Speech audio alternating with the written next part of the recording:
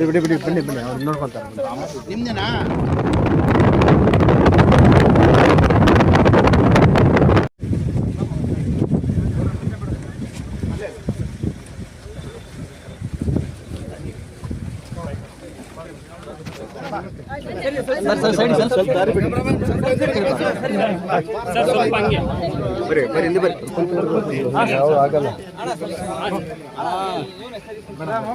Sir ಸ್ವಲ್ಪ ಹಿಂದೆ sir, ಸ್ವಲ್ಪ ಹಿಂದೆ ಬನ್ನಿ ಸರ್. ನಿಮ್ದು ಇದು ತೆಗ್ಬಿಡಿ, ಪ್ಲಾಸ್ಟಿಕ್ ಬಿಡಿ.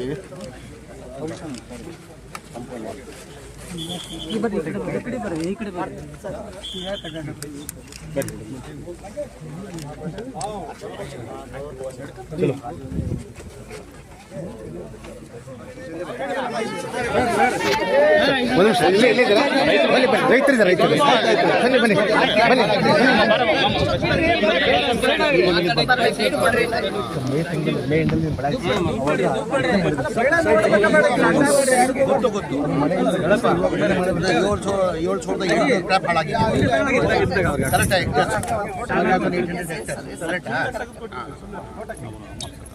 ಅಮ್ಮವ್ರು ನಿಮ್ದೇನಮ್ಮ?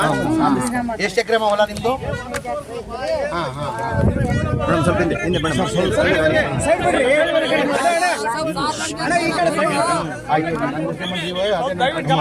ಮೇಡಮ್ ಹಂಗೆ ವ್ಯವಸ್ಥೆ ಮಾಡ್ತೀವಿ ಸರ್. 15 ಎಕರೆ ಇದ್ದಿದ್ದು, 15 ಎಕರೆ ಇದ್ದಿದ್ದು ನಿಮ್ದು. ಸರ್ ಹಿಂದೆ ಬರ್ರಿ ಸರ್, ಸ್ವಲ್ಪ ರೆಡಿ ಸರ್, ಸ್ವಲ್ಪ ಹಿಂದೆ ಬನ್ನಿ, ಸ್ವಲ್ಪ ಹಿಂದೆ ಬನ್ನಿ.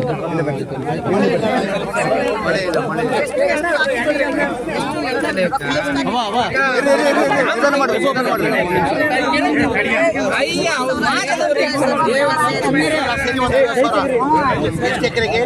5 ಎಕರೆಗೆ 50,000 ಅಂದ್ರೆ 1 ಎಕರೆಗೆ 10,000. 1 ಎಕರೆಗೆ 10,000.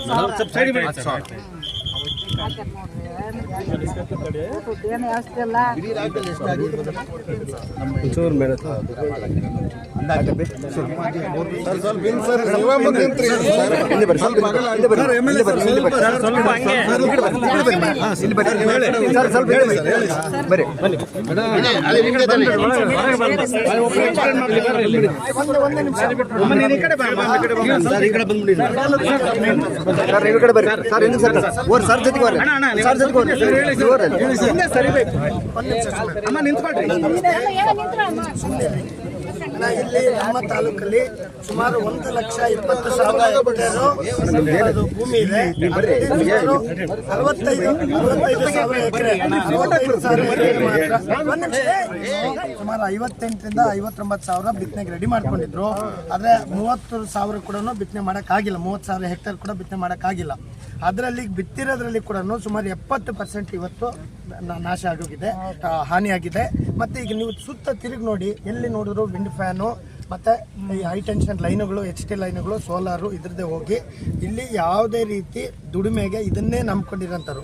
ಈಗ ಏನೋ ನಾವು ನಮ್ಮ ಸರ್ಕಾರದ ಒಂದು ಮಹದಾಸೆಯಿಂದ ಒಂದು 74 ಕೆರೆ ಇದು ಈಗಾಗಲೇ ತುಂಬ ತಡ ಆಗಿದೆ. ಬರ ಘೋಷಣೆ ಮಾಡಿದ್ರು ನಮ್ಮ ತಾಲೂಕನ್ನ. ಈಗ ಈ ವರದಿ ರಿಪೋರ್ಟ್ ತಗೊಂಡು ಬೇಗನೆ ಆದಷ್ಟು ಬೇಗ ಬರ ಅಂತೇಳಿ ನಮ್ಮ ತಾಲೂಕನ್ನ, ನಮ್ಮ ಜಿಲ್ಲೆನ ಘೋಷಣೆ ಮಾಡಿ ಇಲ್ಲಿ ನಮ್ಮ ರೈತರಿಗೆ ಆದಷ್ಟು ಬೇಗ ಶೀಘ್ರ ಪರಿಹಾರ ಮತ್ತು ಅವರು ಜೊತೆಗೆ ನಿಂತ್ಕೋಬೇಕು ಅನ್ನೋದು ನಮ್ಮೆಲ್ಲರ ಮನವಿ. ಏನು ಉಪಯೋಗ ಆಗಲ್ಲ, ಮತ್ತೆ ಇನ್ನು ದೊಡ್ಡದಾಗಿ ಆಗೋದಿಲ್ಲ. ಮಳೆ ಬಂದ್ರೂ ಏನಾಗಲ್ಲ, ಎಲ್ಲ ಕಡೆ ಎಲ್ಲ ಇನ್ಕಂಪ್ಲೀಟ್, ಅರ್ಧಂಬರ್ಧ ಬೆಳೆ ತಗೊಂಡಿರಲ್ಲ ಸರ್, ಉಪಯೋಗ ಆಗಲ್ಲ. ಇದೆಲ್ಲ ಅದೆಲ್ಲ ಉಪಯೋಗ ಆಗಲ್ಲ. 2,000 ರೂಪಾಯಿ ಒಂದು ಚೀಲ ಗೊಬ್ಬರ ಸರ್. ಇದೆಲ್ಲ ಜೀವನ ಹೇಳ್ಬಾರ್ದು ಸರ್, ಅಷ್ಟು ಕಷ್ಟದಾಗ ಜೀವನ ಮಾಡಕತ್ತಿ ನೋಡಿ ಸರ್. ನೆಮ್ಮದಿಲ್ಲ ಸರ್. ಇದ್ದಂತ ಬಂಗಾರ ಬೆಳ್ಳಿ ಎಲ್ಲ ಅಡವಿಟ್ಟು ಬೀಜ ಗೊಬ್ಬರ ತಂದು ಹಾಕಿ ಸರ್, ಭೂಮಿ ತಾಯಿಗೆ ಈಗ ಮಾಡಿ ಸರ್. ಮಳೆಯಿಂದ ಭಾಳ ಕಷ್ಟ ಆಗ್ಬಿಡ ಸರ್. ದಯವಿಟ್ಟು ನಿಮ್ಮ ಕೈ ಮುಗಿದು ಕೇಳ್ಸೇನೆ ಸರ್. ಭಾಳ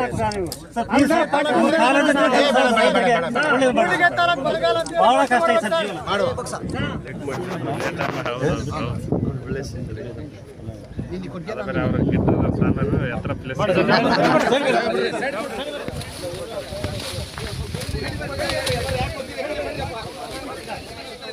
ಈ ಸರಿ ಯಾವುದೇ ತರ ಏನು ಬರಲ್ಲ 120 ಡೇಸ್ ಬಂದ್ಬಿಡುತ್ತೆ ಸರ್ ಕ್ರಾಪ್. ಈಗೆಲ್ಲ 75 ಡೇಸ್ ಆಗಿದೆ ಸರ್.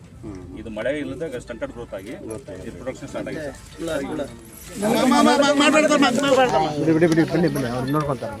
ನಿಮ್ದೇನಾ? ಏನೋ ಒಂದು ಪರಿಹಾರ ಮಾಡ್ತೀವಿ, ಪರಿಹಾರ ಮಾಡ್ತೀವಪ್ಪ. ಬೈಲ್ ಸ್ವಲ್ಪ ಮಳೆ ಇಲ್ಲ ಇವ್ರು ಯಾವುದು ಸ್ಪ್ರಿಂಗ್ ಹುಳನೂ ಜಾಸ್ತಿ ಆಗಿದೆ ಸರ್. ಲಜ್ಜಿ ಹುಳ ಸೈನಿಕ ಹುಳ ಅಂತ ಬರುತ್ತೆ ಸರ್. ಇದೆಲ್ಲ ಗ್ರೀನ್ ಬಂದ್ಬಿಟ್ಟು